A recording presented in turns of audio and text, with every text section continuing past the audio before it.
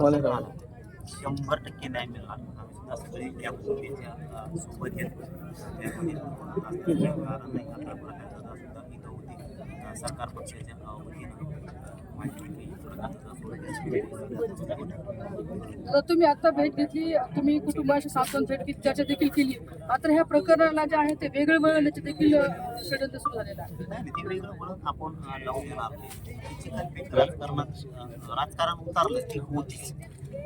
प्रकरण वेगळं घ्यायचं तिसरीकडे हे काम केलं जातं असं कधी होणार नाही. कुणाचं प्रकरण मुकदमावर नोकरी असं काहीतरी स्वतः करायचं आणि काही न्यायापासून शिकायचं असे प्रकार व्हायला नको. मग त्या मॅटरमध्ये काय अर्थ नसेल. कारण एक लेकरू आहे आपलं आणि त्यांचा इतक्या ताण देऊन टेन्शन देऊन त्यांना परावृत्त केलं की आत्महत्या अशा प्रकरणात तुम्ही शेडावं आणणार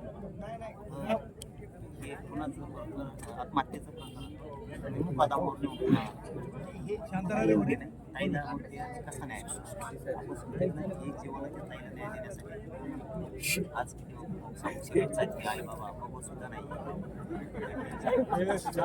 चेहऱ्याकडे सुद्धा वाटते आई वडिलांची परिस्थिती. 2 भाऊ आहेत काय आता बहीण त्याला समोर दिसत नाही.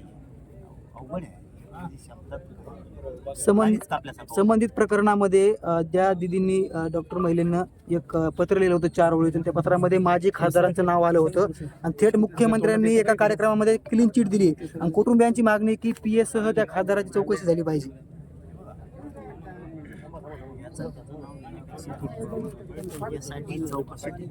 येतो का इथं तोंड पाठी करणार. आत्ताच आम्ही त्यांच्याशी बोललो. त्याच्यात मुख्यमंत्री फडणवीस साहेबांनी स्वतः लक्ष घातलं आहे. मुख्यमंत्री साहेबांनी पण सांगितलं साहेब सुद्धा बोलणार होते. ते बिहारला कुठे गेल्यामुळे काहीतरी कार्यक्रम आहे त्यामुळे कुटुंबाशी नाही बोलू शकले. आज ते 100% ते कुटुंबाला बोलणार आहे. एकदा यासाठी गठीत झाली पाणी का पाणी सगळ्यांचा होणार. एखाद्या सापाचे नाव घेतो तिसऱ्या सुद्धा लय मोठे असू शकते. तुमची भूमिका काय असली? मी कुटुंबाच्या पाठीशी पण ही जरा यांची कल्प्याकाचा संपत आहे. हे राजकारणी मचाळायचं असला ना मग आपल्याला काही सुचत नाही. त्यामुळे त्या कुटुंबियांना आपण खरं बोललो. मला राजकारणाच्या लफड्यात पडलं ना मला काही सुचत नाही. काय राजकारणी नुसते चिकला फेकी देते मेन मॅटर ताईला न्याय मिळायचं ते माझं राजकारण संपल्यावर मग मी शब्द दिला ताईला न्याय मिळाला तर मी मागं हटणार नाही. तुमची विशेष मागणी काय असणार दादा? डॉक्टरांच्या जातीवरून, आडनावावरून आणि जिल्ह्यावरून देखील हिनवल्या गेल्या, त्यामुळे कुठेतरी ते प्रवर्तन करण्यात आला. हा देखील याच्यामध्ये खुलासा आलेला आहे. तुमची विशेष काय मागणी असणार आहे? तुमची मागणी काय आहे? जिल्हा बदनाम केल्यामुळे हे प्रकरण घडतायत असं काही बोलले होते नेते. कुटुंबियांचं म्हणणं आहे आमच्या ताईला न्याय मिळाला पाहिजे. सगळे आरोपी अटक झाले पाहिजे. यासाठी नियुक्त झाले पाहिजे. त्याच्यातून आमच्या ताईला न्याय मिळणार आहे. त्यांनी सांगितलेले 4 कामं मी पूर्ण करून देणार. जसं महादेव भैया मुंडेंच्या प्रकरणामध्ये मला 3 कामं सांगितली होती मी ती करून दिली. असे त्यांनी मला 4 कामं सांगितलीत मी 4ही पण ते करून देणार. दादा SIT काल रात्री गठीत झालेली मुख्यमंत्र्यांनी केली आहे. मात्र या ठिकाणी यांची प्रमुख मागणी अशी आहे की जे काही न्यायाधीश हे असतील अध्यक्ष त्यांच्या माध्यमातून याची संपूर्ण चौकशी झाली पाहिजे. गठीत झालेली नाहीये सगळ्यात महत्वाचं. मी आता बोलतोय त्यांनी फक्त एक घोषणा म्हणूयात की आम्ही SIT घोषित केली. फक्त तर आता मी बोलल्यानंतर मी स्टेटस विचारलं SITचं त्या प्रकरणाच्या संदर्भातलं काय. तर महिला IPS अधिकारी देण्याची तयारी केली. त्यांनी सांगितलं की आता म्हणणंच असेल तर आम्ही लगेच गठीत पण करतो असंही होतं. परंतु कुटुंबाचे काही त्यांच्याशी चर्चा होणं गरजेचं होतं. म्हणून आता उद्याचे दिवस तरी ते होत नाही. कुटुंबाशी चर्चा झाल्याच्या नंतर सगळं क्लिअर होईल. म्हणजे सरकारचं आणि कुटुंबाचं झाल्याच्या नंतर क्लिअर होईल. बोलू द्या त्यांना. उद्या किंवा परवा SIT 100% होणार. या संपूर्ण प्रकरणामध्ये महिला आयोगाच्या अध्यक्षांनी पत्रकार परिषद घेतली आणि यानंतर आता राज्यभरातून रोष पाहायला मिळतो. अजितदादांनी सुद्धा शब्द दिलाय की कारवाई झाली पाहिजे. या संपूर्ण प्रक्रियेकडे तुम्ही कसं बघता? कारण त्यांना अधिकार कसे नाहीत असं बोललं जातं. मी अजितदादांना सुद्धा आता घडीत बसल्यावर या विषयात या प्रकरणाच्या विषयात कुटुंबाला मी शब्द दिला त्यांच्या नव्हता. इथून पुढे तेही सतर्क राहतील असं वाचकून पुढं बोलायचं मंत्र्यांनी किंवा त्यांच्या संबंधित पदाधिकाऱ्यांनी याच्यावरती लक्ष ठेवतील असं मी त्यांना गाडी सांगणार आहे. 100% ते इथून पुढं तरी अजितदादा 100% त्यांच्या मंत्र्यावरती आयोगाच्या अध्यक्षांवरती अंकुश ठेवतील. हे मात्र 100% होईल. दादा सरकारकडून न्याय मिळेल असं वाटतंय? सरकारकडून न्याय मिळेल असं वाटतंय? आणि मग आपण काय आलं जो शिवविच्छेदन आपण आहेत ना, दादा राज्य आरोग्य विभाग आणि आरोग्यमंत्री या घटनेबाबत बिनधास्त आहेत. त्यांचं काही याच्यावरती काही नियंत्रण हा नाही. बघ भाई, मी एक सांगतो, मला लय बोलायची सवय. मी धोरणाला जाणतो यांना सगळ्या, पण ही यांचं लपडं संपून द्या एकदा या राजकारणाचे. हे नुसते चिकलपैकी देतात. ताईचा न्याय घेणं हे डोळ्यासमोर ठेवलं पाहिजे प्रत्येक राजकारणी. याच्या आडून मुकादम सोडून आण, हे करून आण, हे मला नाही आवडत. ताई आधी ते नंतर करा ना, मी नाही म्हणत नाही. मुकादम सोडून आणा, मला काय करायचं करा, पण ते नंतर. आज ताईच्या घरात एवढं मोठं दुःख कोसळले.